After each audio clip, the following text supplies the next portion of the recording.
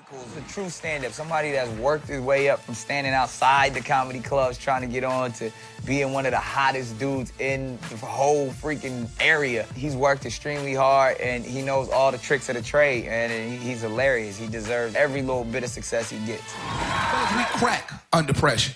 That's what we do. By nature, we crack. Let any guy in here. You could be sitting next to your girl, right? If your side chick came in here, sir, you'd be nervous as Cause it's also thick that every man wanna claim them, but fellas, don't be fooled, they're really wearing a waist trainer at the family reunion. Who we interest.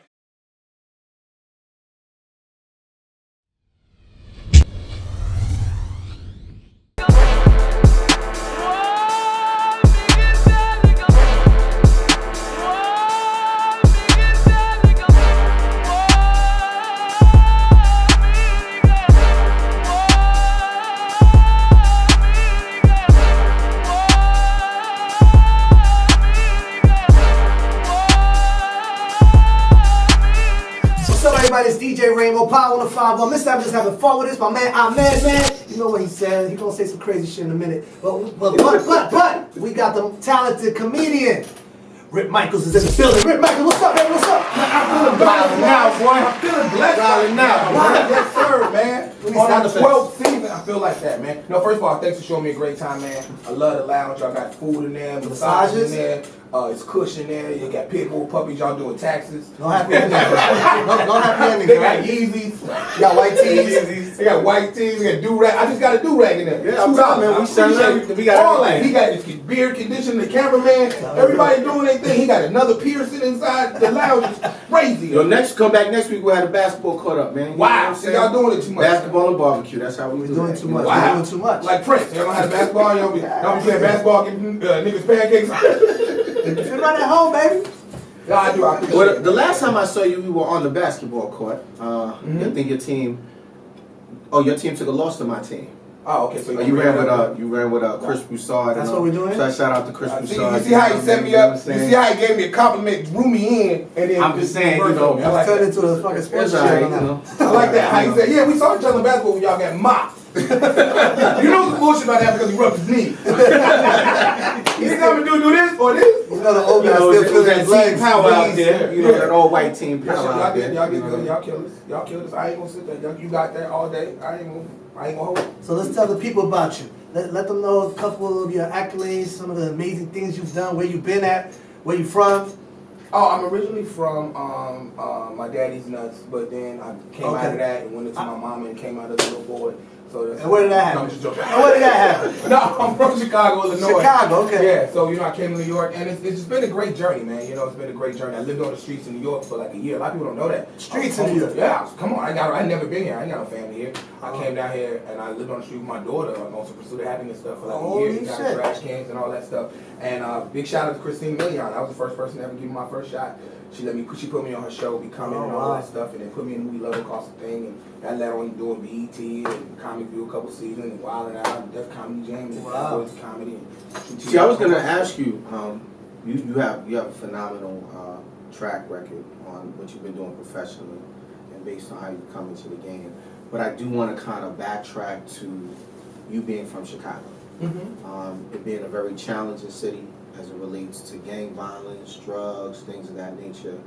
How were you able to maneuver yourself out of there, or even while you're in those communities? Because I got cousins in Chicago, so they're either like disciples, or it's like gang. The gang you have no choice. So half the time when you're living there, to be a part of something, or you either become food, like they say, or you know what I mean. So talk to us about that before we get into it. Well, I think I'm not gonna say it's on my city in the bus like we the worst city in the world. Oh no. Just recently, But I feel like in any city you got your your problems and everything like that. And I think growing up it was a little harder. I come from the steal your starter jacket, take your hat if it's turned the wrong way generation, steal your Jordans type generation. So it was different. It was challenging, but I feel like Chicago, you don't always have to belong to something, but you can be in between, but you can't be one and mess with the other. So we were always about stuff like that, and I think that for me, comedy helped me a lot. So got me a lot of fights, but also sometimes got me a lot of different altercations and stuff like that too. But I hold my own.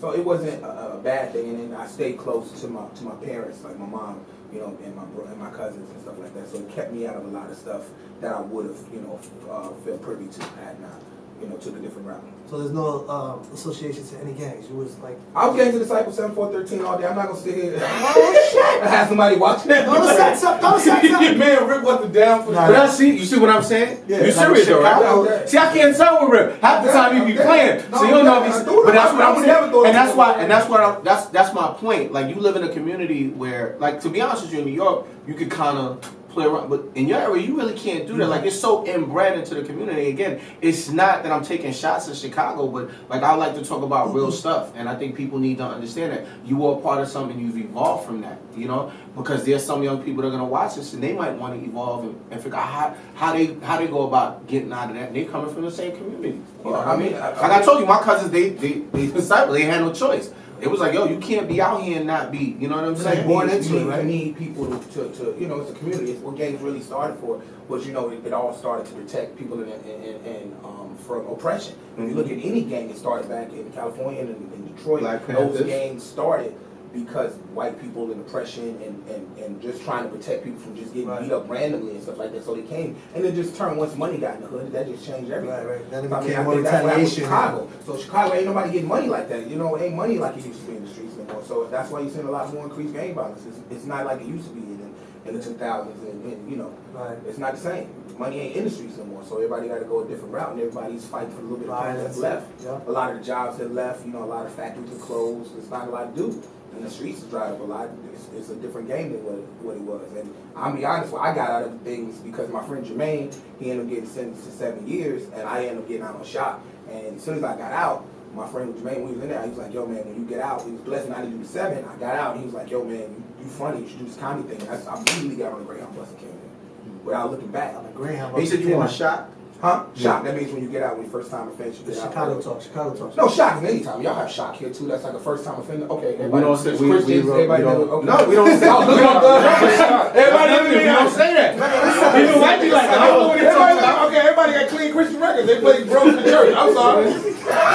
Shock is like when you're a first time offender. But we don't say. You see the language you using? We don't use that here. But that's just anytime you ever been locked up. Shock is it's an every court system. No, shock is like say you get sentenced to whatever years. You can go to a shock program, being that is your first offense. But that's what I'm saying. Like you're saying that, but like cats don't, they don't really. Really? Yeah. Nobody been locked up? Okay. Nah, you get locked up. I've been locked up. I've been locked. Speeding ticket. I've been locked up. Seatbelt violation. First time, that I got to go home. You know what I mean? Probation. You have to meet. So I didn't have to go to no. You know what I'm saying? Shock. Yeah. Yeah, I have to go to no shot. That's what I'm trying to say. Like, a lot of stuff is different in different areas. You know what I'm saying? Yeah, Language is different. I Even the laws on how they handle them. You know what I'm saying? Well, yeah, shock is just a program when you stay like 3 months out of it, maybe 3 to 6 months out of your time, and then you go. You know what's a good example? That movie with Tretch and Omar Epps. There's a movie that they're both in where they get locked up, and one is, and I think it's the Chicago. I think they're in Chicago. One is a folk, and the other one he said he's boss or something like that. Yeah, gangster, and the other one's boss, and then they get locked up and they get sent to that program that you're talking about. It's like a boot camp. Mm-hmm. And you either go to that program, if you don't successfully complete that program, then you go to lockup. Exactly. So now I know what you're talking about, but over here in NYC, it's a little different. They weren't really pushing those programs. Oh, okay. When I was coming up, it was a little different. You see what I'm saying? So I do get what you're saying now. Oh, okay. I'm sorry. They look at me like, what are you talking about? Y'all took it. Shock has a shock. It was shocking to learn about this. He was like, I was electrified. Let's talk about your positive stuff. No, but it is positive because if it wasn't for my friend Jermaine telling me I would have never came to New York, I would never slept on the streets of New York for like a year. And I have a daughter. I've raised my daughter by myself since she was 2 years old. Wow. And she was with me on that whole journey. Like her mother lives all the way in Orlando, and she's been with me in New York rocking since day one. I used to take her to every comedy club because at one point I ran New York comedy club. I mean, I had 7, 8 rooms a week. Oh wow! Like you wouldn't come to New York without seeing me, from Squads to BBQs in Long Island to the Giggles, the Riddles, you name it. I used to do Laugh Lounge. Yeah, do all that. So I had it. You couldn't. There was no other community. You couldn't come, and I controlled the money for such a long time in New York in the streets. I treated the same game, like just constantly just bring up parties and I just bring up the future, go to the next spot. So you were really the pursuit of happiness. You were really like that. That movie's kind of really about you moving through the streets with your daughter. Pretty much. Did you tear up when you watched the movie? I teared up. I did. I ain't gonna lie. I did. I was like, that was me and my daughter. And that's and for you, it had to be even more emotional. Yeah, I remember having my daughter in the car seat. I remember having my daughter in the car, like with the windows, and just chill. Dad, be back in 20 minutes and tell comics to stand by the car. And like, yeah, I remember the whole journey. So my daughter remember that too, like constantly. And my reward to my daughter, believe it or not, I give her $5 waiting on me and taking to Taco Bell or get some jerk chicken from Micheals in Brooklyn when I would do squad. So I was very interested. She was there with me the whole time. So it's great to see my daughter grow up. She's 14 now, and to see her grow up and just see that whole journey from that to where we are now. You definitely got to appreciate it a lot more than when you come from where you are to success. You appreciate success more. Oh, I love my daughter because she's still humble. She still be like, Dad, are we sure we can afford this? I'm like, we got it. We good. You gonna get. She like, you said $5 is the budget, but this is $5.50. So, but yeah, it's been a good time, Kevin Hart just gave me my own half-an-hour special on his network, so that was cool. When does that come out? It's on his network now. It's on LOL now. It came out in April, so that's been a blessing. It's been huge. And then I'm doing my first hour special ever because I did two specials, 2 30-minute specials, one for MTV and then one Kevin Hart just gave me. And big shout out to Kevin and big shout out to Nick too, because Nick's directing and producing my hour special. So that's gonna be super cool. Talented brother, man. Talented man. Trying to make some checks, pay some bills. That's all. Show people it's positive, and I'm giving back at the same time. Like I got a show called Hungry in the Hood that's coming out in the fall. And what a Hungry in the Hood is I go to different neighborhoods and in the hood and show them that we have good food to eat because I feel like the Food Network they don't really showcase. They're scared to go into the hood. They're scared. Every now and then you'll see guy go to like some fried chicken place, but it's safe and it's. They're scared they might be wearing the wrong colors. But I want people to know that we have more in our neighborhoods than just bulletproof glass and gas stations and fried chicken. We have a lot of different fusions and there's a lot of things going on across this country that Hungry in the Hood showcases that. Like there's a lot of trap kitchens now where it's like when people don't have the money for a restaurant and what they do is they have a trap spot. They text the menu to everybody and then they'll bring their stuff to you. They tell you what the trap is for the day. I want a lot of trap kitchens out there. So yeah, and the food is amazing when they're cooking great dishes and stuff like that. So showcasing that is gonna be a lot of fun. I'm very happy to work on that project and produce that as well. So that's definitely amazing. I didn't expect all that when you walked in here. Really? No, I was expecting some jokes and cursing and CDs and Wild Out shirts. Yeah. That's all they give us Mariah Carey CDs and Rocky Kid jackets. I got a million of these cut. And no residuals, Nick. Stop giving me fabric. 2018 and you still playing black people with cotton. I'm still cotton picking. Oh shit! You paying with fabric? That's crazy. They paying with fabric. So you've been in a couple of movies. Players Ball. Yes, I did. What was the other one? I was in Love Company too. I was Love one of the bullies. That was my first movie role, man. Which one were the bullies? I was one of the bullies. When you see when Kenan Thompson comes down the thing, and he has like the fake Sean John. And throw him against the rock and stuff like that. That's me. He was the bully. I was super skinny. You watch the movie like, look at Rip. He was super skinny. Because living on the street homeless for a year will make you super skinny. That's the diet plan. I'm keeping 100. I had a Bally's membership, so all I used to do was like shower and shave and Bally's and stuff like that. So that was my hangout. So while I was there, I watched TV. Just everything was just. I'm in here, I might as well get on the treadmill. I'm in here, I might as well get on the elliptical. I did that like every day. I left. My mama thought I was on crack when I came home because I went from like 320 to 150 pounds in like 6 months. I looked like a young Freddie Jackson. You went Men in Black 3. Mm-hmm. How'd you get on that?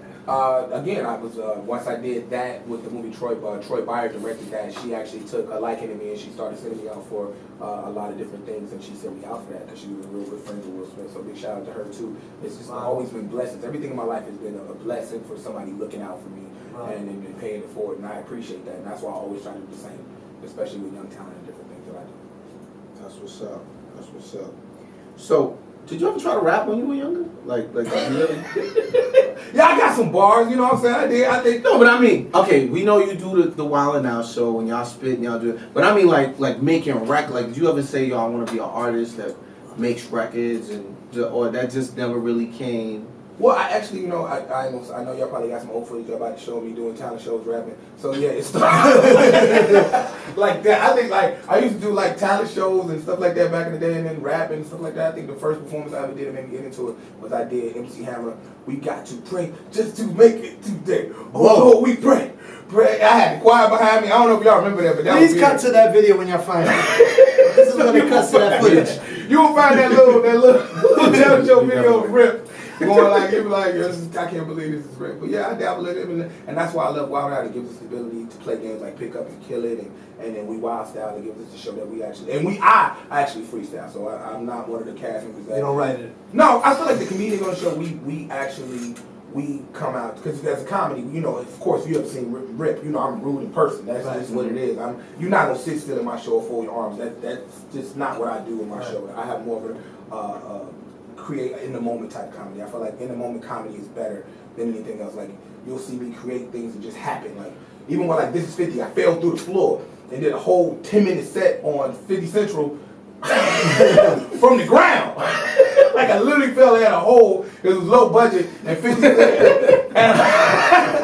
I fell. I heard 50 does the same thing. He pays him in G-Unit t-shirts. Oh, 50 ain't paying him and Nick are cool, so no, I guess. 50 paid me in Tony Yayo CD. I was like, he don't even want this shit. He don't even want this shit. I said, 50, I hurt my leg. He just did like this to me. Oh, nigga, to you. Figure it out. Yeah, I thought I was gonna be rich. I was like, Selena and Bonds. No, I don't pay nobody nothing. You know that. And then, you know, 50 like, you got a problem, man. So we just talk about it a different way. And I was like, you know what? I'm good. Before you go get distracted. What's one of the worst jobs or gigs you've had? The worst job. Like the dressing room was like a bathroom or something. The worst. No you talking food. about the career In or career, like even from the beginning to now. Oh, in comedy, the worst gig I ever had to have. I wouldn't say I had the worst gig because I love doing comedy. I love. No. What kind of? I don't know. Maybe I'm confused. What's the worst job you've ever had? Like regular job. Oh, the worst job. Regular job. The worst job I ever had. And why? I was a Burger King. They told me I was a shift manager, but I wasn't. I was just a dude that cleaned the bathrooms. This white area, they gave me shift manager and gave me like 20 cents more because nobody wanted to clean it. I used to mop the bathroom. We used to have homeless people coming in all the time. It was just everything that you could possibly imagine. It was like the bathroom off Candyman. They like for the sweet. I think that was like the worst job I ever had. That's crazy. Yeah. Well, so what was your best things you've done? Obviously, I guess the mechanic stuff, right? The Wild Now is one of your favorite things. What was your highest, like, oh my God, I can't believe I just did this? I guess the moment I just couldn't believe that I did something, it was when I actually did it wasn't even a regular show, it wasn't a TV accomplishment, it was actually doing a show for the UN. I actually was the comedian for the UN, and I did that was big, because I did a show for the mayor. I did the mayor's bar, the official mayor's bar, and I was a comedian. They took me to do a comedy thing for the UN. And I think that was, the clearance alone was crazy. Because it was just like an onslaught of things that had happened. I just did a huge military. I did the mayor's bar first, then I did a huge military tour.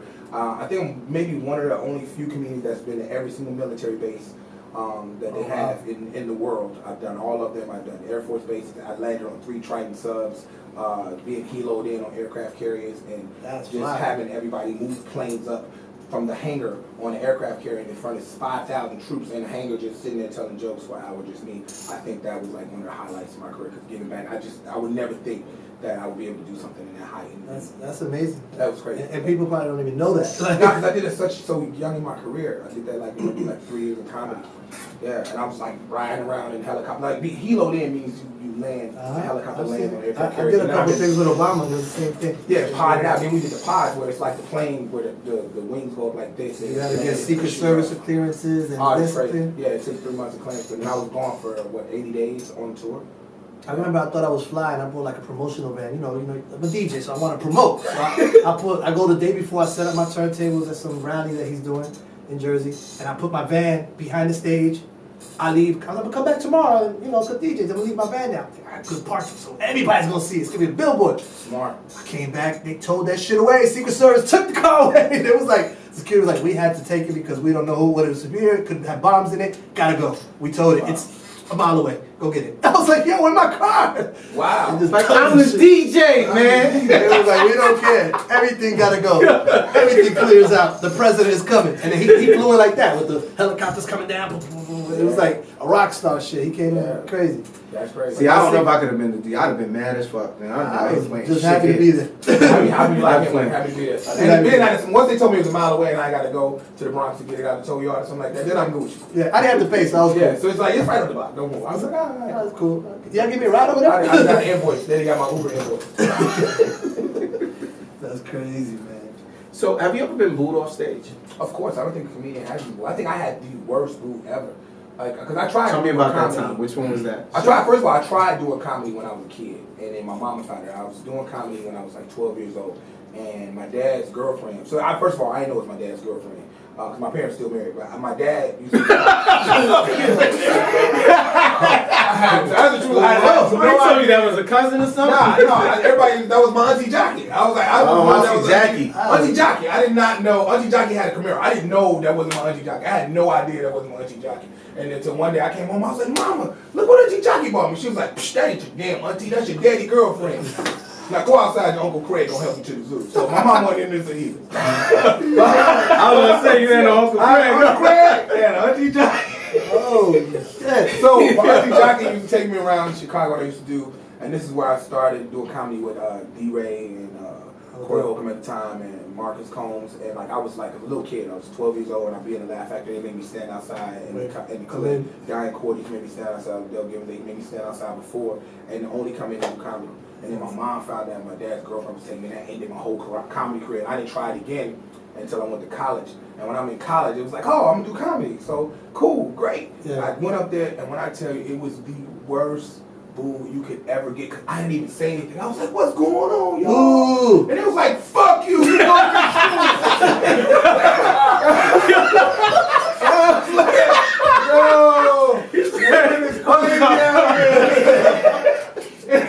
Yo, kids are the worst. Everybody started joining. I tried, fuck you, you go to this school. I ain't hear that shit. And then he started going like, he do go to this school.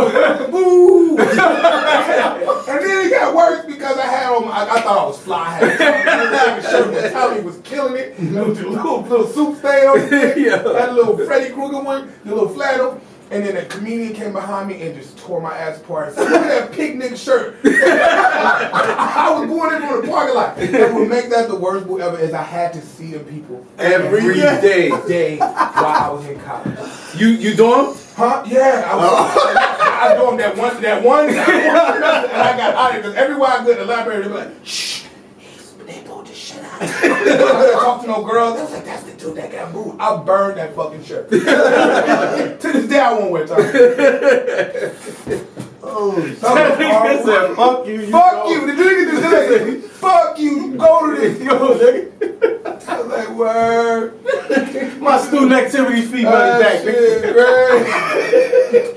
but I think that comedians have to go through that, right? Like that's how you get thick skin and can retaliate at every But that's show. the game has changed. They don't boo comedians no more. Now you come from an Instagram generation, which is great because They already follow you. They already follow you, so now you get a bred audience. It ain't like when I used to. I used to have rooms and people used to get booed every night. Some of your favorite comedians would come and get booed, and it's just like I felt that gives you character, that knows you go back, and then to me that weeds you out. It lets you know to keep going or stop. And that audacity to keep going and prove to people that you can do it leads to great things. And I wouldn't be what I am if it wasn't for me coming here getting booed. Like I got booed in New York. Ain't no worse than being booed by a whole bunch of West Indians. They do everything at you. Like, a whole bunch of angry Jamaicans. They throwing pepper pots, swordfish. I'm not funny, but I do no fuckery. I'm like, what is that? Is that Oak Ridge? I don't go to this school. That's crazy. So, but yeah, it's been great, man. It's led to a great projects. I got Off the Rip coming out, which is with your girl Cardi B in it. Yeah, it's his first like hip hop type sketch show. We take a lot of different celebrities from the reality stars and we mix them with Instagram stars and real comedians and real actors, and it's a dope thing. And like some of the things, big shout out to Cardi too. That's like my homegirl, and we did this project and it's crazy. When I tell you it's funny, you got to see Cardi B and a lot of girls from Love and Hip Hop play the Real Housewives of the Civil Rights. Funny as shit. Cardi B plays Coretta Scott King. I'm just gonna leave it.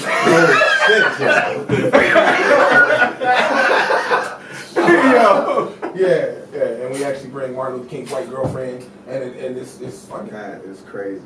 I don't know what was going on with that time in the 60s, man. That was a different time, right? What was going on? Like all our heroes now, right? Morgan Freeman even gave the Me Too movement. I was like, what is going on in the 60s? Civil rights. So now that you touched on it, let me ask you. Serious note, Bill Cosby. What are your thoughts around, just him and what's going on with him right now? I just think that this is legacy. I didn't know Bill Cosby was getting down like that. I mean, I didn't know there was a drug out where you could have sex with a girl and she would remember it 20 years later. Bloop, bloop. I will remember this.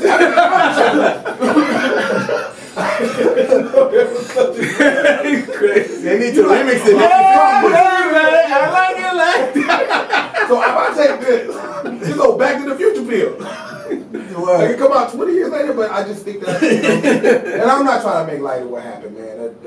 I'm really not trying to make light of what happened, because that is very unfortunate. But I would never know that Bill Cosby would go down as one of the greatest rapists of all time. He's undefeated. Now, the reason I asked about him, you have some. He's for like 40 You have years old, something on your gram. Like This is hilarious. What's on your gram?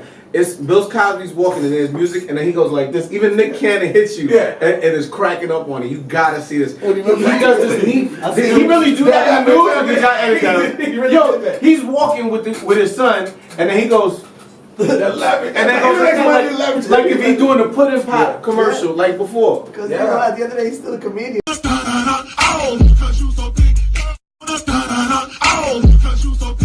It is hilarious.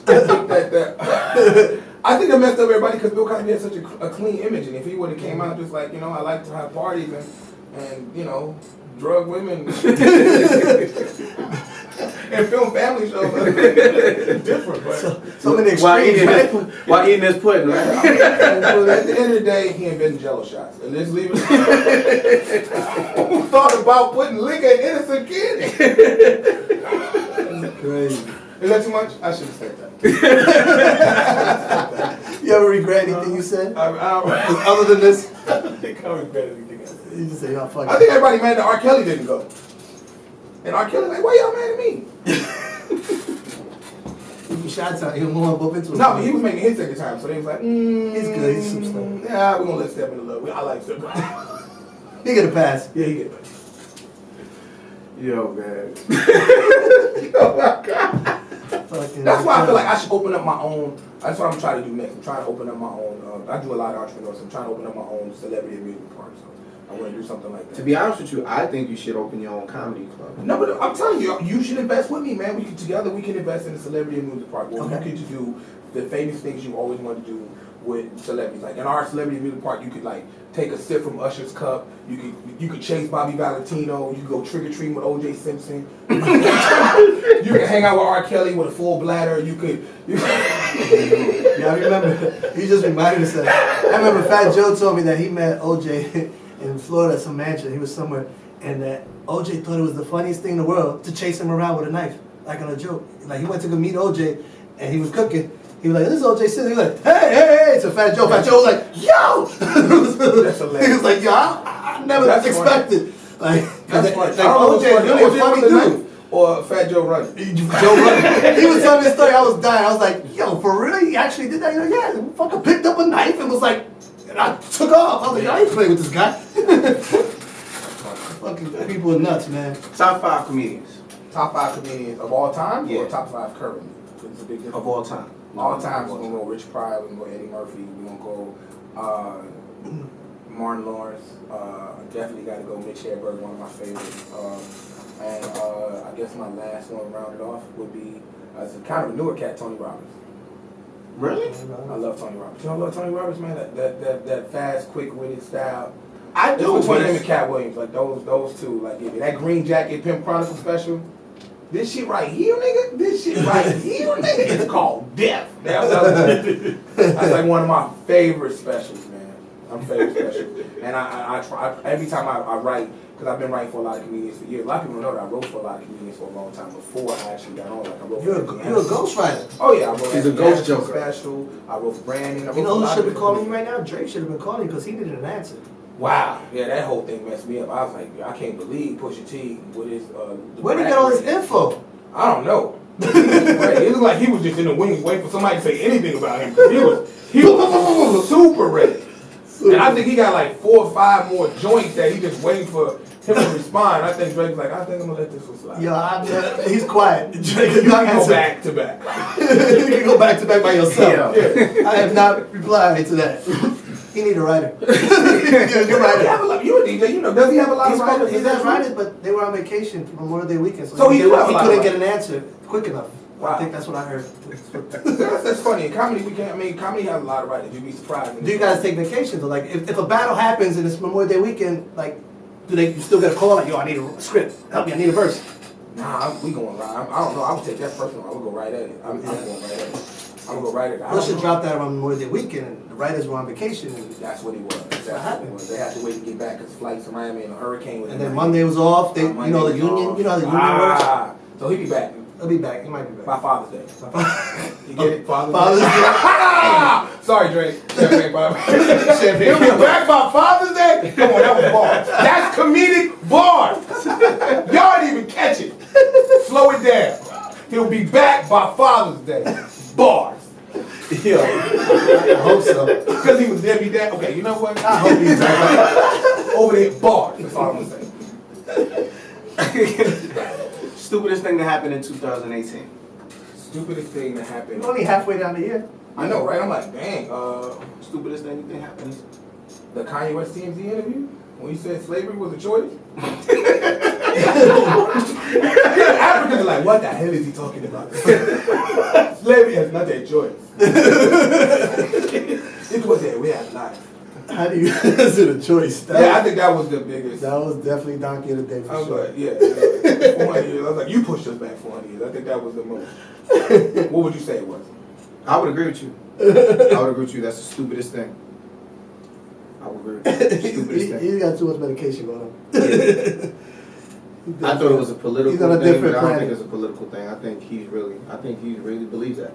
Yeah, he really does. I think he really believes that, and that's the sad part. I think he's just in a different tax bracket where him and his friends are in that tax bracket and they just think differently. No, but I mean, and it's crazy because he also comes from Chicago, right? Mm-hmm. Wow, that's crazy that he would even say something like that. Well, I think that I get what he was trying to say in the message, but I think it's just how it was taken.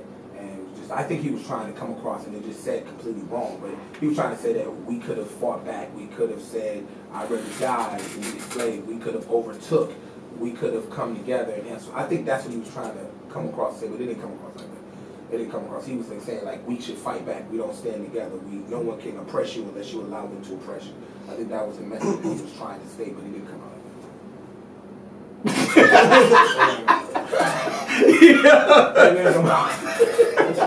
I'm a Kanye fan, so I had to tell myself that. Maybe what Kanye meant to say. Because I love Kanye. You know, but this interview, you're going to get the crickets, right? Yeah. Like, It's not a choice. How about being sentenced is not a choice? You still gotta go. You don't get choices. It's not a choice. Like, it's never a choice. I think that was the stupidest. Same shit. yeah, that was the stupidest thing. The white people walked in. What do you think about Kanye? Slavery's a choice. I know you got Look, mad I'm just stuff trying to to do. get Wi-Fi at Starbucks. How about me robbing you? How about that? That's a choice. Get them back. Starbucks kicking black people out. It was bad. It was a weird year. Roseanne losing her show. There's a lot of The things two going on. brothers made some money though. Yeah. They They cashed out. Yeah, they settled. Yeah, I heard they're going to open a Dunkin' Donuts. Right across the street. We're across to the Krispy Kreme.